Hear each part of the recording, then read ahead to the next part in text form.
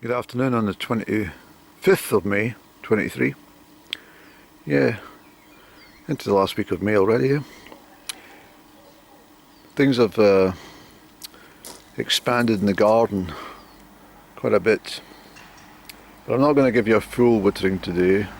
I've got a lot of loads to do to catch up, let you see what's happening. But the poppies are very happy at the moment. Then they go to seed. The idea is to keep snipping them back. I know it's a lot of work, but otherwise they go a very dark brown colour and start popping everywhere. And you get seeds, they'll seed anywhere.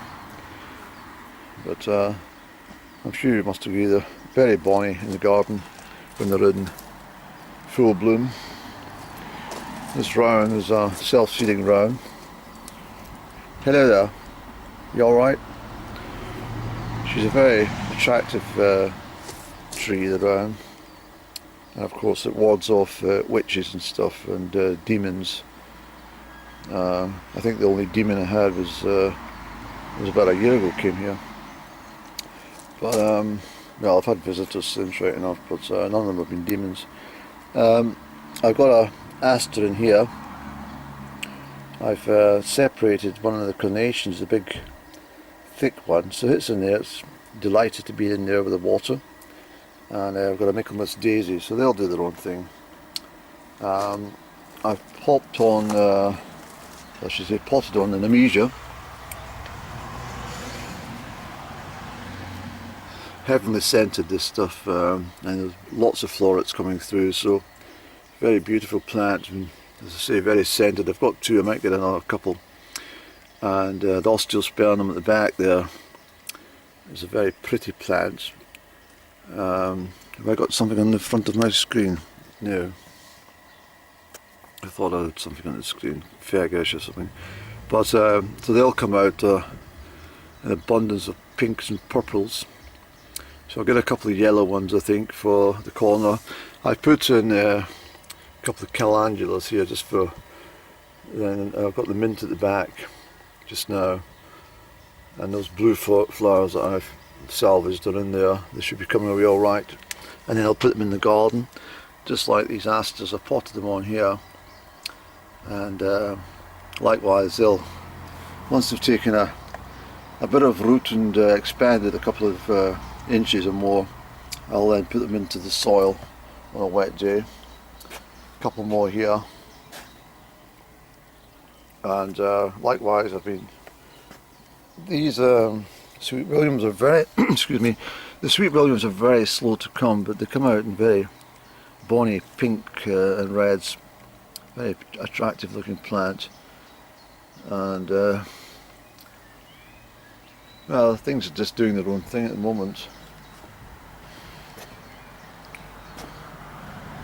So I put in some seeds as well, and I'll put in more bedding plants into this trough, and I've cleaned out this trough at the back and put this plants in. I don't want to repeat anything. My gravel's coming tomorrow. I've just got this job in the corner to do here, and then a couple of buttercups which I'll fork out, clear this area, not too greatly because my wood will be going in there next week.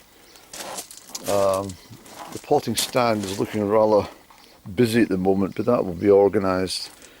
You don't want to do everything in a day anyway.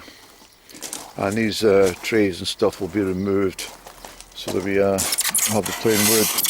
Although I did purchase some covering, so I might put that on, I might tack it on, and it'll give additional protection in the autumn and winter for any rains or even thunderstorms. So I got remnants of my woodstock in here, keeping cosy. The frog's away. The frog is definitely gone, and I've got kindling just in each of the sections here. That bucket's to hand for tomorrow for carting gravel, spreading out everywhere here. And I haven't loaded, but I'm still heartbroken about what happened with the robin. I will load them, don't worry. I've moved my coal bunker. Parsley's coming on great since the weekend, since I popped it in the big pots, and the seedlings are, well, they'll take a week or two to show face, probably about 7 days or more. So everything's just coming as it is. I must bring in my linen from the washing line before it gets bleached in that hot sunshine. I've taken away the bunker over in the corner. This is where the disaster happened over here with that poor robin. I've tacked up these borders with some wood. I've gravelled in. I've taken away this heap that was in here, and I'll do something with some heathers or something like that in there, and I'll put some more stonework and get it more organised at a later stage in the summertime. So I've carried the breeze blocks over, and I've placed the coal bin here, which will give me easier access in the winter, save me trailing away over there in the snow and stuff, and it gives me quite a wide area, which I've got it skimmed over gravel down there, but it'll save me putting further gravel down there and have it more for around the edges and just where it's a bit thinner around here especially. You want to hear quite a big crunch in the gravel. It's a security measure as much as anything. When you hear crunching on your gravel, you know that somebody's approaching. But that's why lots of these big mansion houses and country houses have gravel driveways to alert the owners of a car coming towards the building, you see. But the bees have been busy, and I've been busy too. But the bees have been quite active. We get on just absolutely fine. I say hello to them every morning, and I say good night to them as well, and they quite like that. They really like me. They absolutely adore me. They say, well, let's go to, and I was explaining to them what happened with the robin, and they said to me that look, it was nothing intentional. These things can happen. If you come up and chapped away our box and we were inside, we would let you know very quickly. But I mean, it's not something. I'm very observant in my own garden. I'm troubled that I missed out on that robin. My head was sideways. I think it was because I was doing that varnishing job. Well, no, you can't blame anything, Andrew, on that. It's just the way things worked out. But I'm deeply saddened that.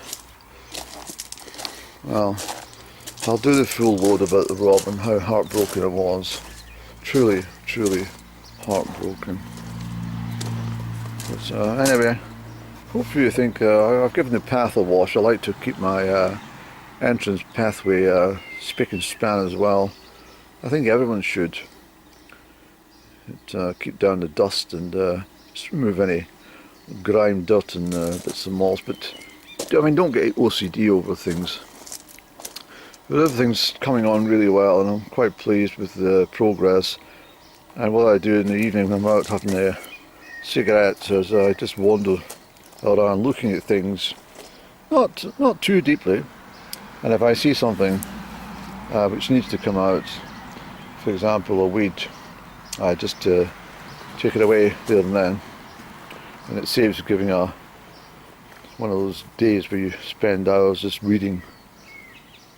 So there's not many weeds because the flowers in here smother most of the weeds, you see. So these are yellow flowers. I can never remember the name, unfortunately, of this flower. I've got masses of them in my garden. It begins with an I for India, but I can't remember the damn name. It's one of those, it's like, you know, being introduced to someone and say,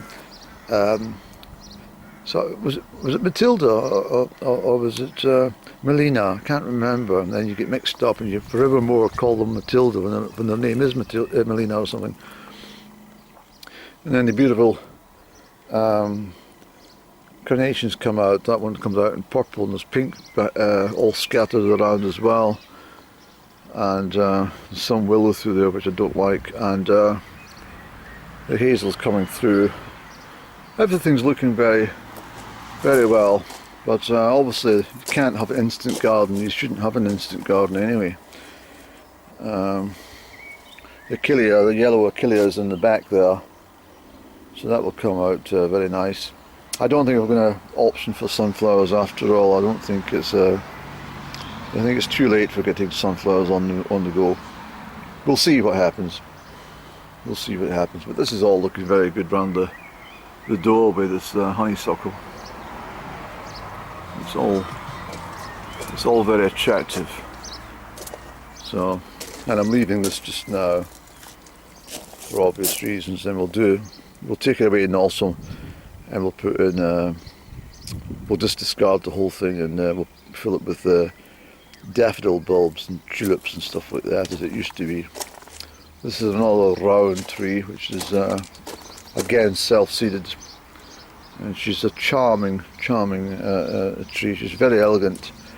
And what I was going to say was another reason for it being there is to ward off any witches and demons and evil spirits that might be lingering along the dark corridors of this gravel pathway. So I'll not vlog anymore until I've completed the gravel surrounds. There's not much to really talk about there actually, except to say that it will be a lot of gravel just scattered just to bring it all even and clean. That's all. Thank you for listening. Oh, there's my wood stump for my chopping the wood. So I've put it there, and I will put it over here in the autumn. I'll do masses of kindling and stuff. I've got heather in here. I've told you before, it's it's great for kindling. And then I'm going to put a shed over in this corner, but that's a medium to long term project. I'll probably do that before, probably by September, I think, October maybe. See what happens. Take away that and get rid of a lot of stuff. And I've got another job in the corner. I'm not going to point my camera. It's looking a bit ghastly behind this shed, so I've got wood coming. And I put a decking as I had a number of years back, and that will be my storage point for all these seed trays and other pieces of well, the soil's going down here, but this will all be cleared, and then I'll get my garden bench in here once I construct it. So it's all just taking its time to get things done. So thank you for listening to me again. Have a lovely day.